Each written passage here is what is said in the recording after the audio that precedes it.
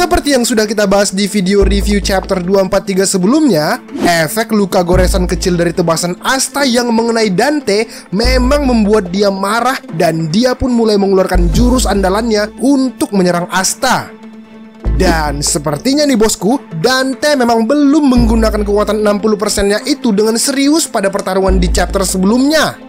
Nah, di samping itu ada juga nih beberapa hal dan fakta baru yang akan menjadi pembahasan kita pada chapter kali ini. Namun sebelum kita mulai, jangan lupa dulu dong bosku, bantu Mimin mengembangkan channel ini dengan menekan tombol subscribe dan tanda loncengnya agar tak ketinggalan info-info menarik seputar manga dan anime kesukaan kalian dari channel kita ini. Oke, langsung saja kita mulai. Hajime yo!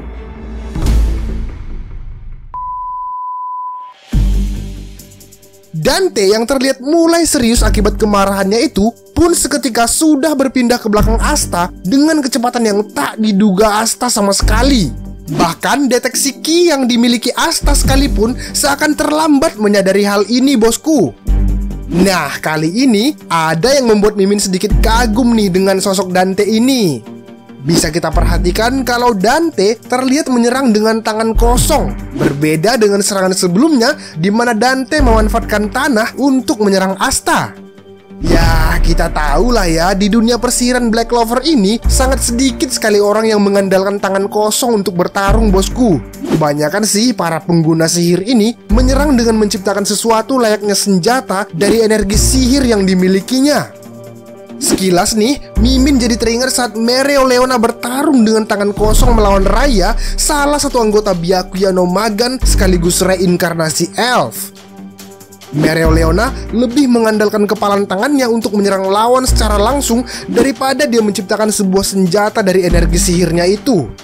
Dan pertarungan itu pun menjadi salah satu scene favorit Mimin loh bosku. Namun meskipun begitu, serangan tangan kosong Dante ini tetaplah diperkuat dengan energi sihir gravitasinya bosku. Ya, Mimin rasa juga kalau serangan pukulan biasa sih Asta nggak bakalan mempan lah ya, dan nggak akan berefek apapun terhadap dia. Secara gitu, Asta selalu melatih fisiknya sampai melewati ambang batasnya. Pasti fisik Asta nggak akan kalah dibandingkan Dante. Tapi karena pukulannya itu diperkuat dengan energi sihir, apalagi dengan power up 60% kekuatan Lucifer, maka serangan itu pun tentunya dapat melukai fisik Asta.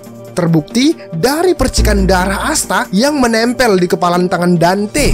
Dan serangan itu pun dilancarkan Dante secara bertubi-tubi dan membabi buta ke arah Asta dengan tujuan untuk mengakhiri pertarungan mereka. Di sisi lain, kita diperlihatkan Gray yang begitu frustasi melihat Gauche yang sekarat dan belum ada pertolongan sama sekali. Dan di sana terlihat dia malah mengingat flashback kehidupan masa lalunya yang ternyata dulunya nih dia pernah bertemu dengan Gauche sebelum mereka sama-sama bergabung dengan squad Black Bull bosku.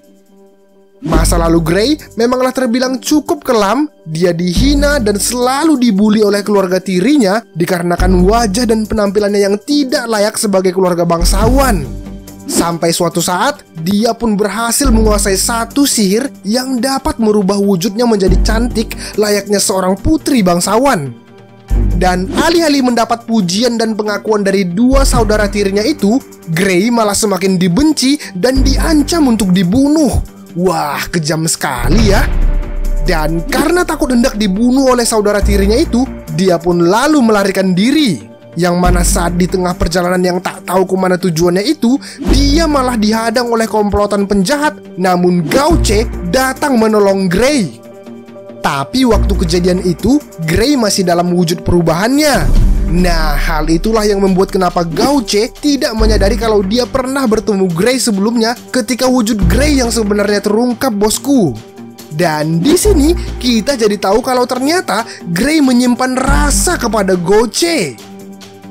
Sebelumnya, memang Mimin agak sedikit curiga sih kenapa si Gray ini begitu frustasi dan menangis dengan hebatnya bak kekasih yang tak rela kehilangan pasangannya, sementara Vanessa menangis pun tidak. Patutlah ya, diam-diam teman jadi cinta juga nih. Dan dengan rasa keinginan untuk bersama yang sangat besar itu, maka akhirnya Gray pun berhasil membangkitkan sihir baru dalam grimoire-nya bosku. Terlihat pedang yang menusuk tubuh Gouce menghilang, bahkan luka besar yang diakibatkan tusukan pedang itu pun akhirnya mulai tertutup kembali oleh sihir Grey yang baru itu. Sontak, hal ini pun membuat Vanessa terkejut bosku. Tapi hal yang lebih mengejutkan lagi, Asta kalah dalam pertarungannya dengan Dante dan terjatuh tak berdaya di hadapan mereka. Padahal waktu Asta bertarung melawan iblis Zagreus bersama Yuno, dia kelihatan OP gitu dibandingkan para kapten kesatria sihir lainnya. Apalagi sekarang setelah time skip, harusnya lebih kuat lah ya. Tapi di sini dengan perubahan wujud barunya, dia malah kalah dengan mudahnya. Wah, mengerikan juga ya kalau si Dante ini sudah serius. Ya, meskipun pertarungan antar sesama pengguna kekuatan iblis ini terbilang singkat, namun benar-benar epik bosku. Dan karena Asta sudah dikalahkan, tentunya perhatian Dante pun teralih kepada Grey yang berhasil menolong Gouce.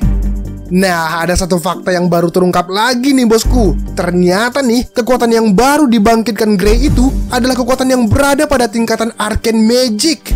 Dan hal ini juga sekaligus menjadikan Grey menjadi anggota skuad Black Bull kelima yang berada pada tingkatan Arcane Magic bosku.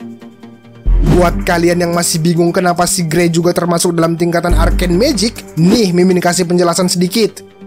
Sama seperti yang sudah Mimin jelaskan di video sebelumnya ya bosku, kalau menurut Mimin, tingkatan Arcane Magic ini adalah tingkatan yang berpotensi untuk mengalahkan iblis atau berpotensi sebagai wadah mediasi iblis untuk mewujudkan siasat jahatnya. Nah, di sini terlihat kalau serangan sihir Dante yang mengenai tubuh Gouce itu bisa diatasi Grey dengan sihir barunya itu. Jadi, karena sihir Grey ini berefek terhadap kekuatan sihir iblis milik Dante, maka sihir Grey ini juga berpotensi untuk mengalahkan iblis. Dan menurut Mimin nih, kalaupun ada orang lain yang datang menolong Gouce yang setidaknya punya kekuatan penyembuhan sekelas Mimosa, mungkin gak akan bisa menolong Gouce dari serangan sihir Dante itu. Nah, hal itulah yang mungkin menjadikan Grey juga termasuk dalam tingkatan Arcane Magic. Terlepas dari penjelasan Mimin itu, terlihat Dante yang begitu senang seakan mendapatkan jackpot tak terduga ketika dia mengetahui kalau ternyata Grey juga adalah penyihir tingkat Arcane Magic. Dia pun lalu berencana untuk menangkap Grey juga. Dengan beringas, layaknya om-om yang haus akan gadis muda, dia pun berkata kepada mereka berdua, "Jadilah wanitaku." Tapi sesaat ketika Dante mendekati Grey dan Vanessa, langkahnya pun terhenti oleh serangan tebasan kegelapan yang meluncur di hadapannya. Yes, siapa lagi kalau bukan Yami, si kapten yang hobi udut dan boker yang akhirnya datang dengan kendaraan pribadinya. Yos, Mimin jadi yakin nih kalau di chapter selanjutnya bakal ada pertarungan epik nih bosku.